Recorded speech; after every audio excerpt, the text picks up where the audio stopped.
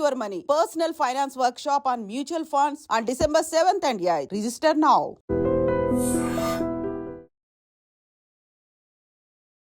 Hello guys, welcome back to iDream media. ఈరోజు మనతో ఉన్నారు పర్సనల్ ఫినాన్స్ ఎక్స్పర్ట్ అయిన విజయ్ కర్ణం గారు. ముఖ్యంగా మీ పర్సనల్ ఫినాన్స్ అనేది మీరు బెటర్ చేసుకోవాలనుకుంటున్నారా, మనీ మల్టిప్లై చేసుకోవాలనుకుంటున్నారా, స్టాక్ మార్కెట్స్లో ముఖ్యంగా మ్యూచువల్ ఫండ్స్లో ఇన్వెస్ట్ చేయడం ద్వారా ఒక సెక్యూర్డ్ ఫ్యూచర్ని మీ సొంతం చేసుకోవాలనుకుంటున్నారా, మీ పిల్లల ఎడ్యుకేషన్ కోసం అయి ఉండొచ్చు, మీ రిటైర్మెంట్ కోసం అయి ఉండొచ్చు, రైట్ ఫండ్ని సజెస్ట్ చేయడం చాలా ఇంపార్టెంట్. ఈ విషయాలన్నీ కూడా మీరు అప్కమింగ్ వెబినార్లో తెలుసుకోవచ్చు.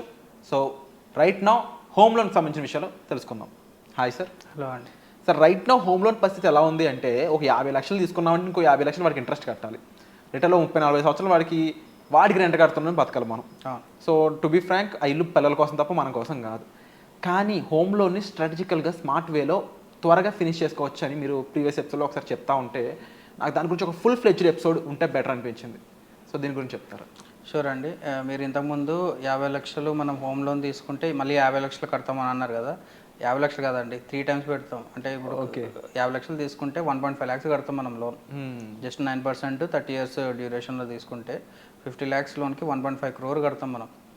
సో ఇక్కడ మనం లోన్స్లలో మంచి లోన్స్ ఉంటాయి, చెడ్డ లోన్స్ ఉంటాయండి. మంచి లోన్స్ ఏవి అంటే ఇన్ఫ్లేషన్ కంటే కొంచెం దగ్గరలో ఉండేటివి. అంటే ఇన్ఫ్లేషన్ మనకి 6 to 7% అంటే ఇన్ఫ్లేషన్ కంటే 1 or 2% ఎక్కువ ఉన్నది ఓకే, రీజనబుల్ లోను. సెకండ్ థింగ్, ఆ లోన్ నుంచి మనకి ఇన్కమ్ జనరేషన్ అవుతుందంటే కూడా మంచి లోనే. ఇప్పుడు నేను 8%, ఇప్పుడు హోమ్ లోన్ ఉంది 8% ఉంది, 8% లోన్ తీసుకొని దాని మీద క్యాపిటల్ అప్రిసియేషన్ మనకి 15-20% అయ్యింది అనుకోండి, అది మంచి లోనే. ఎందుకంటే 8% ఇంట్రెస్ట్ వచ్చిన ఇన్కమ్ ఇక్కడ పోయినా కూడా బ్యాలెన్స్ 7% ఉంటుంది కదా, అది మీ క్యాపిటల్ గెయిన్ కిందకే వస్తుంది అనమాట. అంటే థియరిటికల్గా మాట్లాడుతుంది. సో అది మంచి లోనే.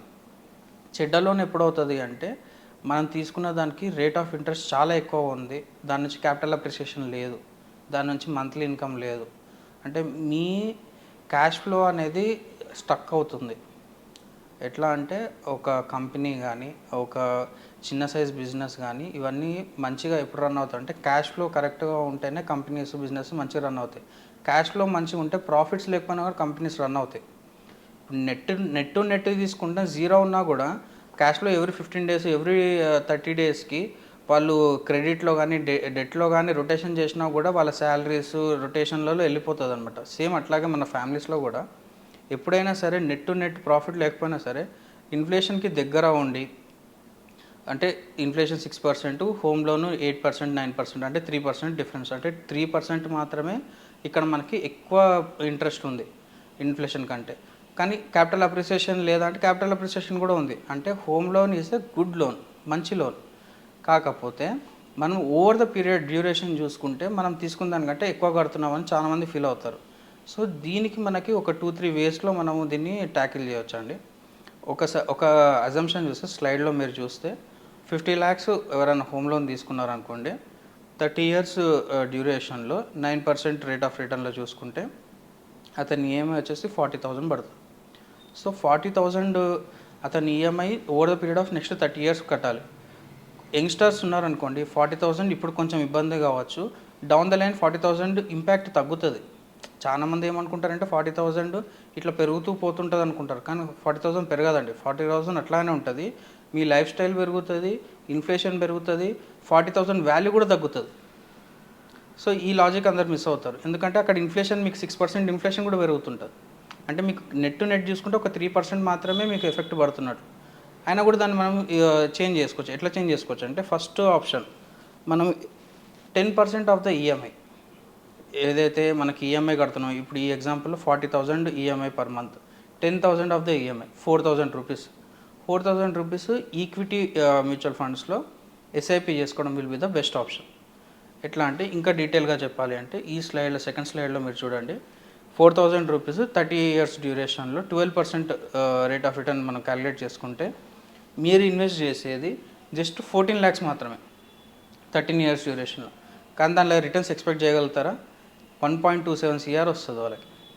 సో మీరు ఇన్ని రోజులు మీరు కట్టిన ఇంట్రెస్ట్, కట్టిన క్యాపిటల్ ఏదైతే అసలు వడ్డీ అంటాం కదా, దాంట్లో ఉన్నది మొత్తం ఈ ఎస్ఐపిలో మనం రికవర్ అయిపోతుంది. ఇది జస్ట్ 12%కి మాత్రమే మన ఈక్విటీ మ్యూచువల్ ఫండ్లో. అదే ఒకవేళ ఇంకా హైలీ అగ్రెసివ్ ఈక్విటీ మ్యూచువల్ ఫండ్లో 15% సిఏజీఆర్ వర్కౌట్ అయిందనుకోండి, అది 2.6 సిఆర్ వచ్చేస్తుంది. అంటే మీరు పెట్టిన క్యాపిటల్, ఎస్ఐపిలో పెట్టిన క్యాపిటల్, హోమ్ లోన్కి పెట్టిన క్యాపిటల్ అవన్నీ నెగిటివ్ చేసుకున్నా మీరు నెట్ 1 సిఆర్ ప్రాఫిట్లో ఉంటారనమాట. So this is one of the best option. కానీ ఈ ప్రాసెస్లో ఫండ్ సెలెక్షన్, ఫండ్ రీబ్యాలెన్సింగ్, ఈ 4,000ని ఎట్లా యూజ్ చేసుకోవాలి అండ్ ఈ 4,000 వాళ్ళకి ఎంత ఇంపాక్ట్ అవుతుంది అన్నది కూడా మనం చూసుకోవాలి. ఇప్పుడు సపోజ్ ఒక పర్సన్ ఇన్కమ్ 60-70,000 ఉంది, దాంట్లో హోమ్లోనే మేజర్ పార్ట్ ఉందనుకోండి, ఈ 4,000 కూడా అతనికి బర్డన్ అవుతుంది. అందుకే నేను ఏం చెప్తాను అంటే, మీకు ఏదైతే హోమ్ లోన్ ఎలిజిబిలిటీ వస్తుందో బ్యాంక్లోకి వెళ్ళి అంతా తీసుకోకండి, అట్లీస్ట్ 60% మాత్రమే తీసుకోండి, 50 to 60% మాత్రమే తీసుకోండి. అంటే ఇప్పుడు నేను ఎగ్జాంపుల్లో 50 lakhs ఫ్లాట్ అని తీసుకున్నాను, 50 lakhs ఫ్లాట్ అని తీసుకున్నాను కదా, అంటే అతను యాక్చువల్గా ఎలిజిబిలిటీ 1 సిఆర్ ఉండాలి. 1 సిఆర్ ఉన్నప్పుడు 50 lakhs మాత్రమే తీసుకోవాలన్నమాట. అప్పుడే మనకి ఈ 4,000 అడిషనల్గా మనకు పెద్ద బర్డన్ కాదు. ఎందుకంటే ఆల్రెడీ 40,000 ఈఎంఐ కడుతుంటాడు, అడిషనల్గా 4,000 కట్టడం పెద్ద ఇబ్బంది కాదు. ఎందుకంటే అతన్ని already income near to 1 lakh ఉంటుంది. అప్పుడు 1 lakh నియర్ టు ఇన్కమ్ ఉన్నప్పుడు అతని ఎలిజిబిలిటీ 1 సిఆర్ ఉంటుంది. 1 సిఆర్ ఉన్నప్పుడు నేనేమంటున్నా, 1 సిఆర్ తీసుకోకండి, జస్ట్ 50 lakhs మాత్రమే తీసుకోండి. అంటే మీరు పెద్ద పెద్ద ఇల్లులు తీసుకొని ఇబ్బంది పడే బదులు చిన్న ఇల్లు తీసుకున్నారనుకోండి, ఇట్లా ఫ్రీ ఆఫ్ కాస్ట్లో, అంటే ఓవర్ ద పీరియడ్ తీసుకుంటే మీకు ఇంట్రెస్ట్ ఇంపాక్ట్ పడదు, ప్లస్ ఎస్ఐపి రిటర్న్స్లో వచ్చిన దానికి దీనికి నలిఫై అయిపోతుంది అనమాట. ఇది ఒకటి. అండ్ నెక్స్ట్ ఆప్షన్ ఏంటంటే స్టెప్ అప్ ఎస్ఐపి తీసుకున్నారనుకోండి. ఫర్ సపోజ్ ఇదే 4,000 ఎస్ఐపిస్ 10% ఎవ్రీ ఇయర్ పెంచుకుంటూ వెళ్ళారనుకోండి, 1.5 సిఆర్ కార్పస్ అనేది అక్యుములేట్ అయిపోతుంది. అంటే 30 yearsలో క్లియర్ కావాల్సిన లోను 22 yearsకి మీకు క్లియర్ అయిపోయే ఛాన్సెస్ ఉంటాయి. ఇంకా ఒకవేళ ఎవరైనా అగ్రెసివ్ ఇన్వెస్టర్ ఉన్నారు, వాళ్ళకి ఇన్కమ్ పెరిగింది, 4,000 కాస్త 5,000, 10,000 అట్లా చేసుకున్నారనుకోండి, 30 yearsలో క్లియర్ కావాల్సిన హోమ్ లోను 15 yearsలోనే క్లియర్ అయిపోతుంది అనమాట. ఇట్లా డిఫరెంట్ స్ట్రాటజీస్ ఒక పర్టికులర్ లోన్కి ఏ ఫండ్ యూజ్ చేసుకొని దాన్ని తొందరగా రీపే చేయాలనుకునేది మనం డీటెయిల్గా డిస్కస్ చేసుకోవచ్చు అనమాట. That depends on their risk update plus దాని వాళ్ళ రిక్వైర్మెంట్. ఇప్పుడు అదే క్రెడిట్ కార్డ్ రిలేటెడ్ ఉన్నారనుకోండి, నేనేం చెప్తాను అంటే, మీకు ఎస్ఐపిస్ ఇవేవి పనిచేయవు. ఎందుకంటే 24% నుంచి 36% ఇంట్రెస్ట్ కడతారు క్రెడిట్ కార్డులలో. So at any given point of time, at any given cost, ఆ క్రెడిట్ కార్డ్ లోన్స్ మాత్రం క్లియర్ చేసుకోవాల్సిందే. వాళ్ళకి పిఎఫ్లో అమౌంట్లు ఉన్నా సరే, వేరే ఇక్కడ ఏ ఫిక్స్డ్ డిపాజిట్స్ ఏమున్నా సరే, ఫస్ట్ క్రెడిట్ కార్డ్ క్లియర్ చేసుకోవాలి. ఎందుకంటే అంత ఇంట్రెస్ట్ రేట్ పడుతున్నప్పుడు మీరు అది రీపే చేయలేదంటే మీ సిబిల్ కూడా ఎఫెక్ట్ అవుతుంది. వన్స్ సిబిల్ ఎఫెక్ట్ అయిందంటే వేరే లోన్స్ కూడా ఎలిజిబిలిటీ తగ్గిపోతుంది అనమాట.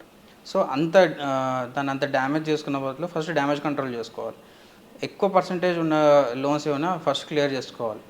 తర్వాత పెద్ద లోన్, అంటే ఇప్పుడు హోమ్ లోన్ అనేది బిగ్గెస్ట్ లోన్ మన లైఫ్లో తీసుకున్నది. ఆ బిగ్గెస్ట్ లోన్ తక్కువ ఇంట్రెస్ట్ ఉంటుంది కాబట్టి దీన్ని మెల్లగా ఇట్లా over the period of time 10-15 years అట్లా క్లియర్ చేసుకుంటే, ఆఫ్టర్ 15 years మళ్ళీ ఒకవేళ మీరు ఇంకా వర్కింగ్ ఉంటే అప్పుడు వేరే ప్రాపర్టీ తీసుకోవడం కానీ అట్లా ప్లాన్ చేసుకోవడానికి ఛాన్సెస్ ఉంటాయి అన్నమాట.